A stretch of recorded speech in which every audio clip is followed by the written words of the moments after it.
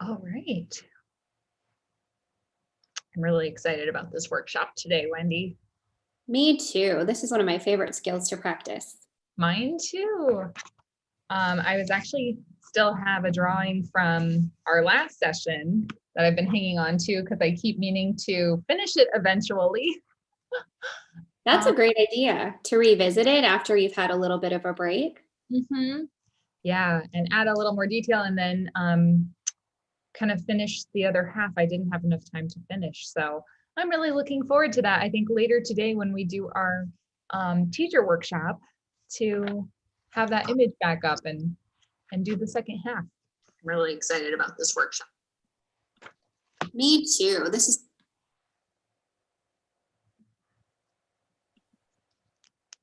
Okay, so it is 11 o'clock. Hi, everybody. Welcome. We'll wait just another minute or two to see who else pops on. Thanks for being with us.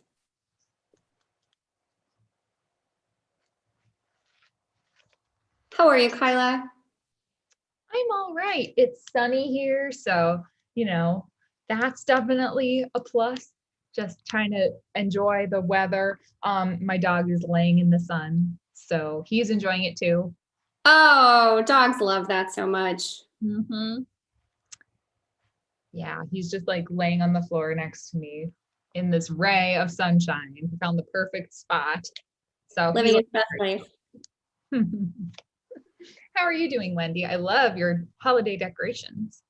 Thank you. Trying to feel a little bit festive this year. Well, it certainly looks like it is. Thanks. Oh, we see we've got some classes logged on. Hello, Inter-American 206. Thanks for being here. We're going to wait just one more minute, and then we're going to go ahead and get started. How to draw like a scientist. And if you're joining us now and we've got just a minute before we get started, this is a really good time to get some things that you might need for this session today. So you're going to need something to write with. I have a pen, but you might want to have a pencil. I don't have a pencil near me, otherwise I'd use a pencil. You might want something to color with, like colored pencils or maybe markers. You're going to want some paper. So you can go ahead and grab those things really quickly right before we get started. Great suggestion, Kyla. I've got my colored pencils right next to me. Oh, nice. And hello, room 405. Thanks for being here with us. We're so glad to have you. I'm so excited for so many students logging in. I think we're going to have a really great workshop and discussion today. Me too.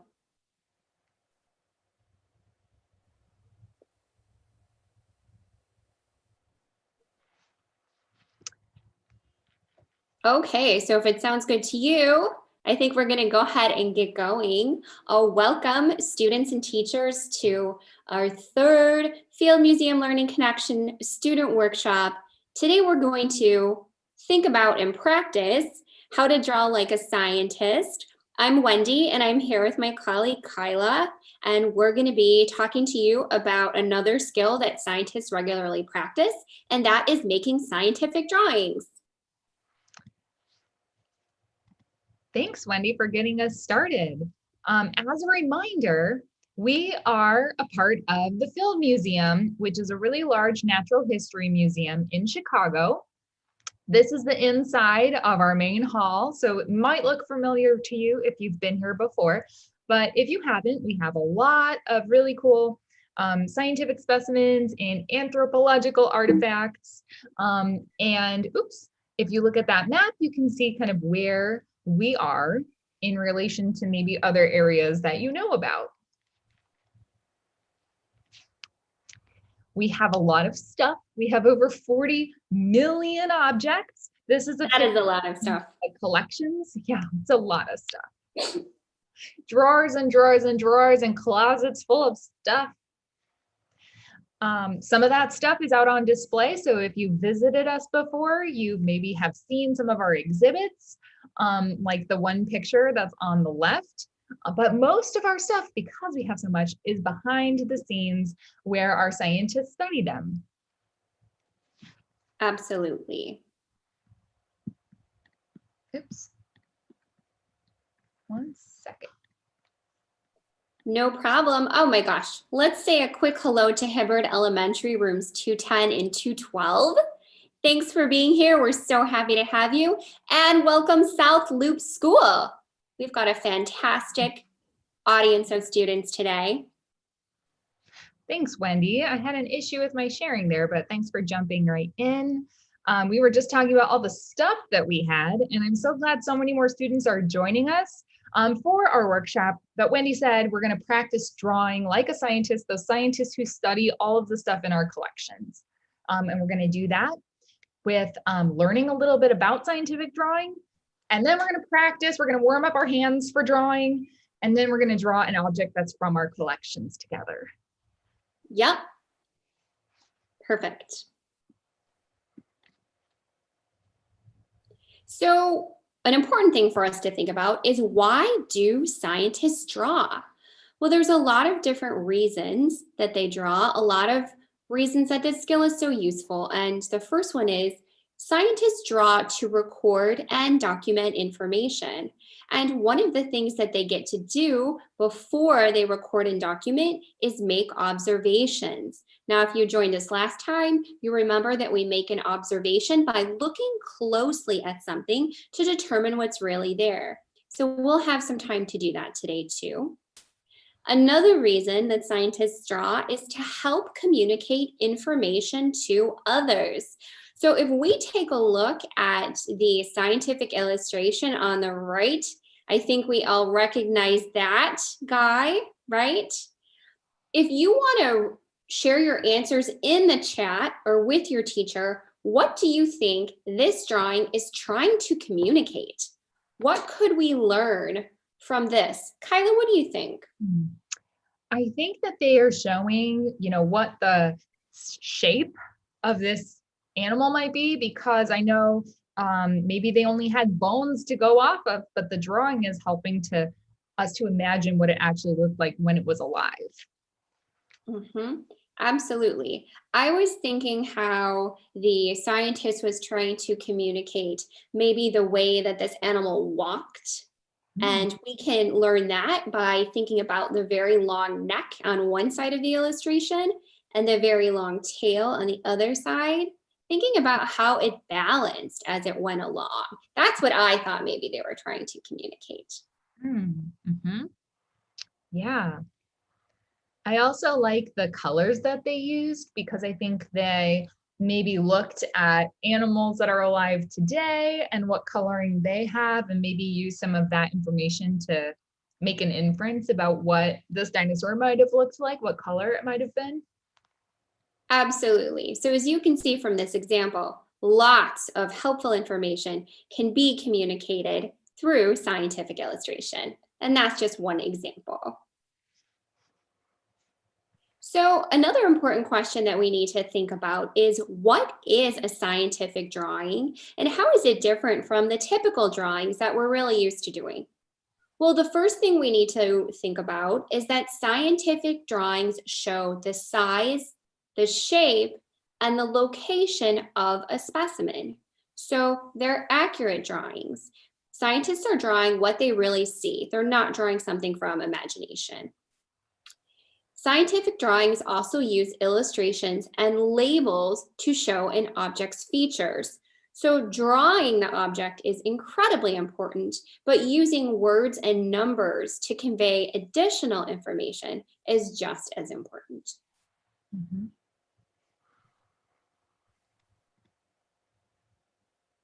So are you ready to draw? I hope you have some paper with you. I hope you have some colored pencils or some regular pencils or a pen. So go ahead and grab those things right now. Make sure you have them in front of you. I see Kyla is warming up. I'm getting ready to draw. I'm so excited. And I'm excited to warm my hands up, my drawing hands up a little bit before we look at a specimen together. Exactly. And that's what we're going to do first. We're going to warm up our hands by doing some practice exercises. Sometimes it might feel like we don't really know what to draw, or we don't feel confident drawing something that we've never seen before. So these exercises will get us in the right headspace so we're motivated and we're excited to look at a specimen and draw it. So let's get started. There's no way to mess up the practice. That's such a good point. There's no way to mess up the practice. So I want to say hi to Miss Bronner's class. Thanks for joining us. And I'm glad that room 405 is ready to participate. So if you've got your pencil or crayon or colored pencil, the first shape we're going to make is a round circle.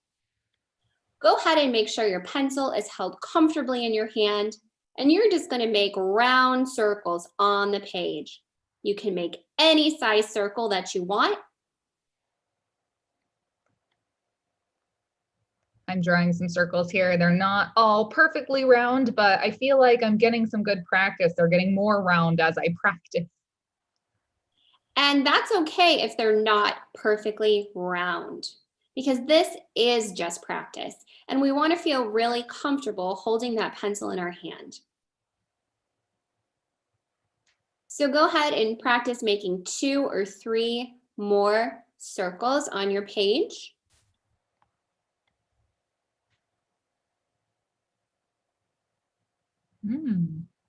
Beautiful, Kyla. Those are fantastic. Thank you. So let's make one more circle. Make a little tiny one. There we go. Whew. Perfect. Then you can sit back and take a break, maybe shake out your hand a little bit for our next exercise. All right. Next, what are we doing? We're going to do, lines. Up and down. So this is something that I know you've done before. You're going to take your pencil and hold it comfortably and just draw lines up and down. Make sure those lines are vertical, meaning they go from the top of your page to the bottom of your page. You can make them fat or skinny. You can draw them fast or slow. We just want you to practice moving your pencil up and down in a straight line. Ooh, Kyla, that one's very precise. Okay. It's a little wobbly, but that's okay. Well done. It's totally fine if they're a little wobbly. We are just doing warm-ups and practice. So now is the time for wobbly lines. Phew. Let's make 1 or 2 more straight lines.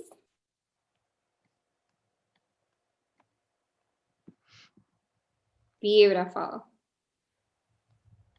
Okay, sit back and relax. You can put your pencil down for a moment. Maybe shake out your hand a little bit if you want to. And now it's time for, once again, lines, but this time they're going to go back and forth.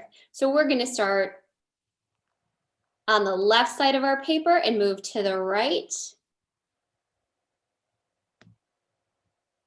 Ooh, these are harder than up and down. These are harder for me too, and that's okay. If it were easy, we wouldn't be practicing. So you can draw your lines fast or slow. You can make them fat or skinny.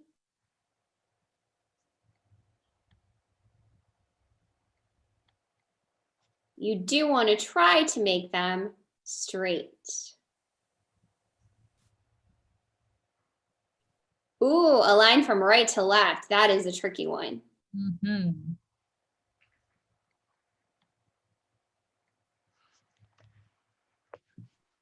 Let's go ahead and draw 1 or 2 more lines.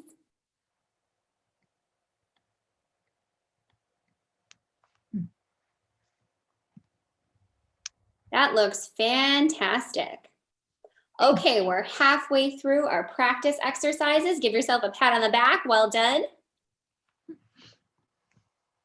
Ooh, this one looks tricky. This one is one of my favorites. So we're going to practice making zigzag lines. What I'd like you to try to do is keep your pencil on the paper the whole time. Try not to lift up the point of your pencil from the paper. So these lines can look like many different things. For example, Kyla's first row of lines looks a little bit like mountains to me. And her second row of lines looks a little bit like the teeth of something I don't want to run into. So you can make your zigzags tall or small. You can make them fat or skinny. Try to keep your pencil on the paper.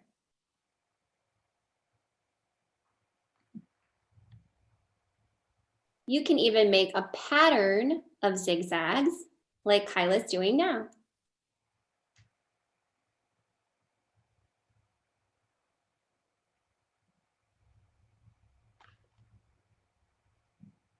Let's spend another 10 seconds making some zigzag lines.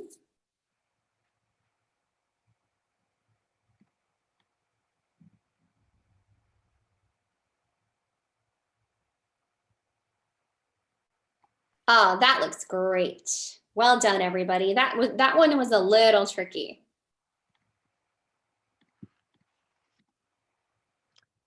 Ooh. Wiggle, wiggle. So these lines are really similar to what we just did, except the tops are a little bit rounded. This design makes me think of the ocean with waves moving back and forth. So try to leave your pencil on the paper the entire time.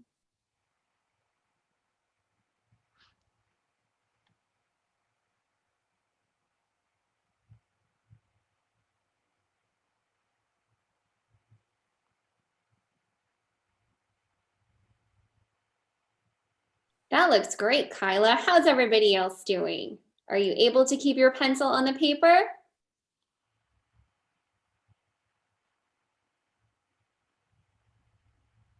Ooh, this one's tricky too. But you can make so many different types of wiggly lines. Absolutely. They can be tall or small. They can be close together or far apart. They can be close together and far apart in a sort of pattern. I'm gonna try that. Ah, that reminds me of a roller coaster. I probably won't ride that one. I think it looks great. Let's take 10 more seconds for our wiggly lines.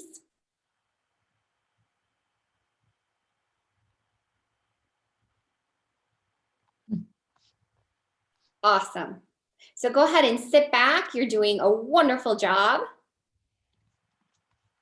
And our final practice is dot, dot. So what you want to do here is just make some dots on your paper. They can be just one tap of your pencil, or they can be a little bit bigger.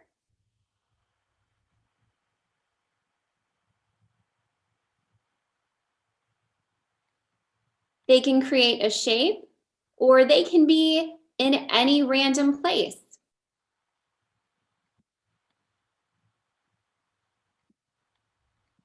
What we want to do is try to make our dots as round as possible.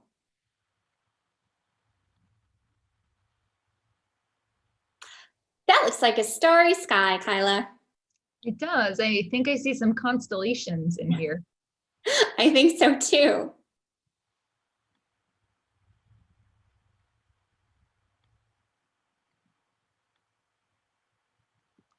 Oh, I think my hands are getting all warmed up for drawing a specimen now.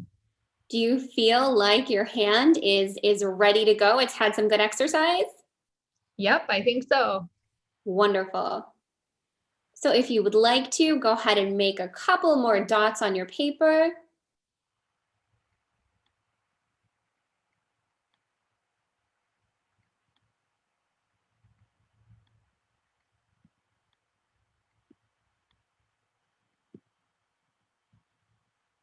I think I know where this is going.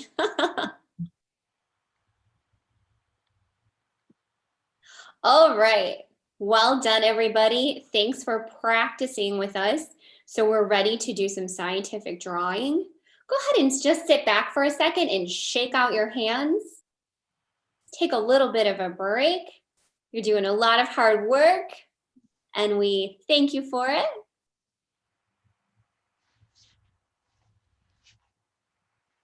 So before we get ready to make our scientific drawing, we want to do two things. The first thing we want to do is go ahead and either grab a new sheet of paper if you have it, or go ahead and flip over the paper that you were using to do your practice. And go ahead and use the back side. So when scientists make a scientific drawing, they use this framework. So these rules are a very easy way to remember all the important parts to include when you're making a scientific drawing. And it's very easy to remember because it's the first 5 letters of the alphabet. So I think we can all remember A, B, C, D, E. If we can remember that, we're always going to be prepared to make a scientific drawing. So let's go over these 5 pieces quickly. The first thing about a scientific drawing is you want it to be accurate. And what we mean when we say accurate is we want you to draw exactly what you see.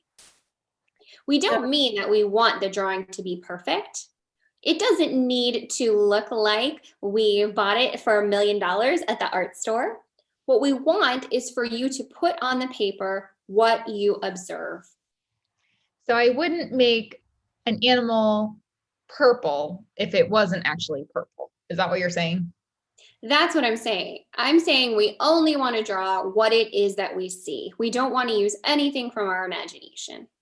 Mm-hmm. The second thing we want to remember is we want our drawing to be big.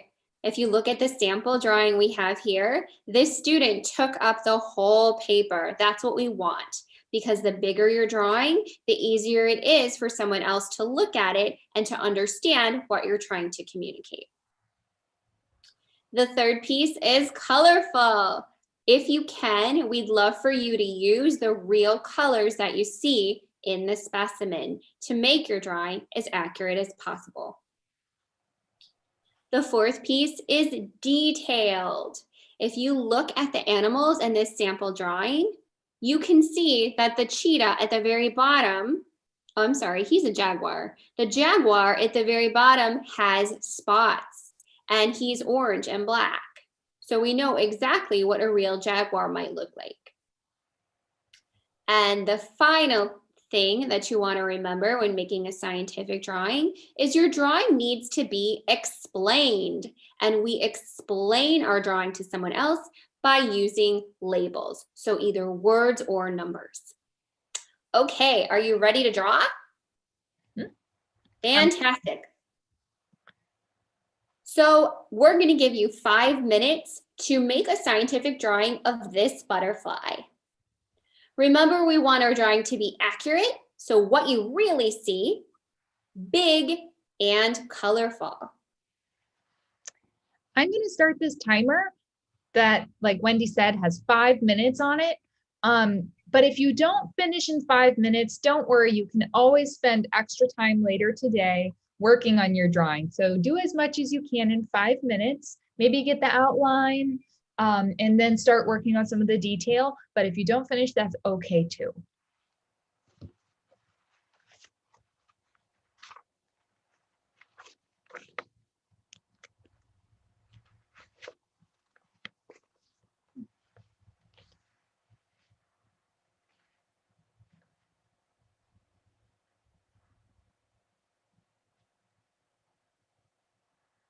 This looks like a specimen I've seen before.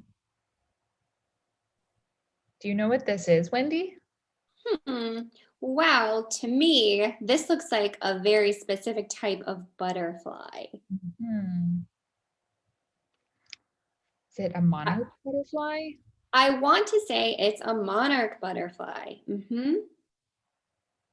I've never seen one so up close.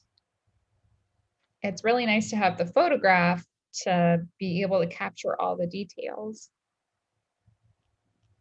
Yep, and we can even see how big it actually is because this particular photograph says that it's 3 centimeters tall.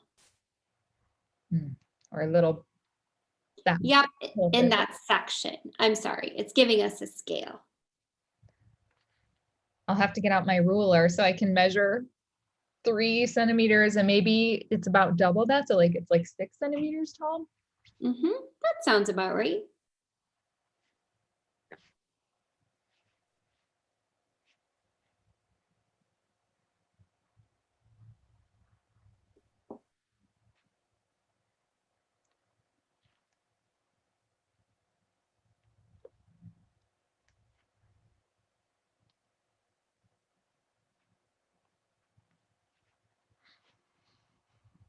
When the museum is open, it's awesome to go and look at the real specimens like on display and draw from those.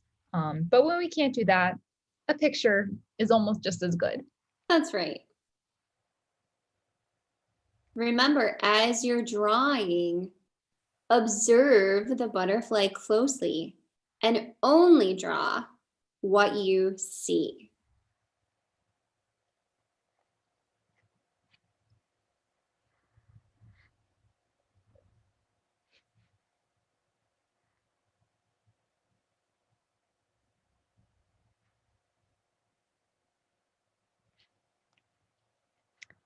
I knew monarchs were orange and black, but I never noticed all these little white and kind of yellow spots before. That's really interesting. I wonder why it has all those spots. Me too. And it's interesting to think that we're looking down on this butterfly from above. I wonder what it would look like if we flipped it over.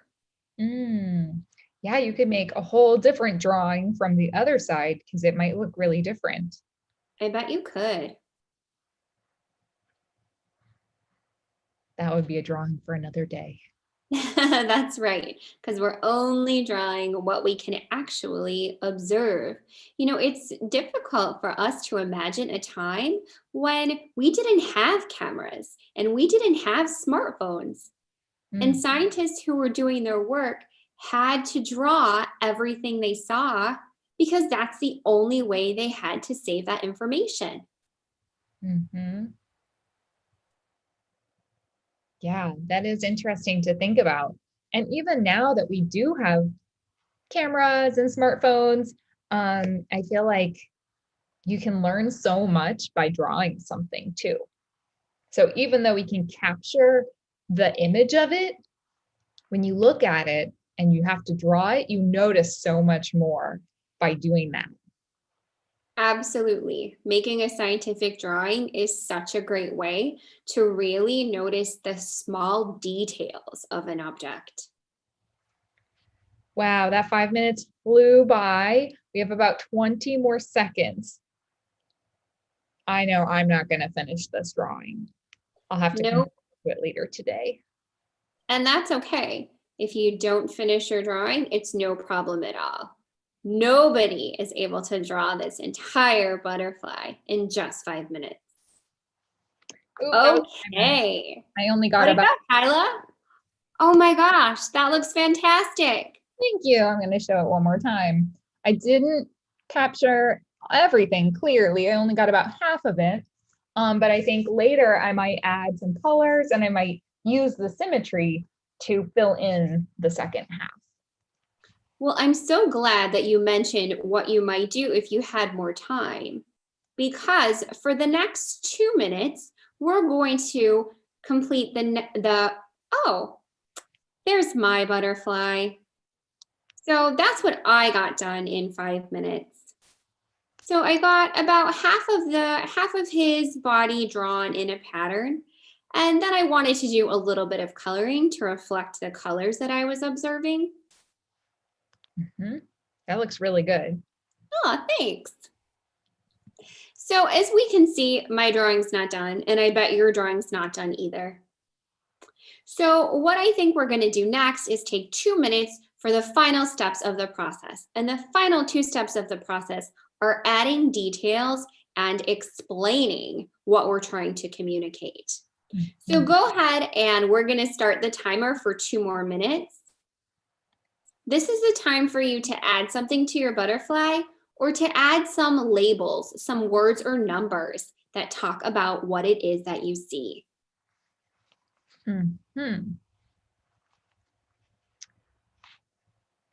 Since I'm not using colors, I can definitely add some labels about what the colors would be. That's a great idea. It'll also remind me later when I do color this in to do it accurately.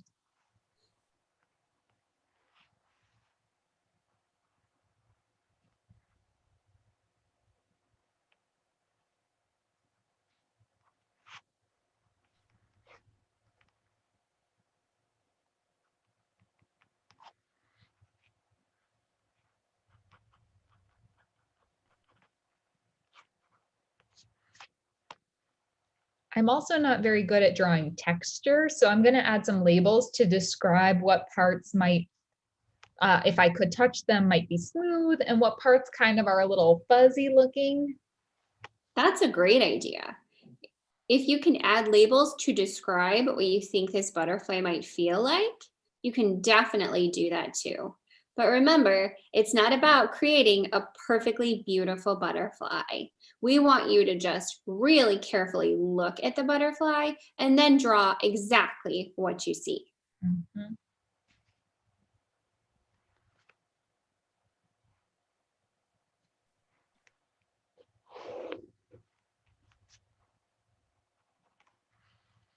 I might even use that scale to help me write how big the whole butterfly would be. Because it looks like it might be, if 3 centimeters is about half, it might be 6 centimeters tall. So I would add that as a label to share even more information. You're doing some really fast math there. That's impressive. Thank you. Well done. So we're finished with our 2 minutes. So if you didn't finish your butterfly drawing, that is a-okay. We know you did as much as you could and paid a lot of attention to detail. Let's take a look at the labels that I added to my drawing. So I noted that the butterfly has different body parts, as you can see. And I also drew some labels about the patterns that I saw. And your labels can say exactly what mine say, body parts, what patterns might look like, or you can take Kyla's suggestion and write some labels about what you think the butterfly might feel like, or describe the parts that maybe you didn't have time to draw or you didn't feel that you could draw as accurately as they needed to be drawn. Your labels look awesome, by the way, Wendy. Thank you very much. So we are almost at the end of our 3rd workshop.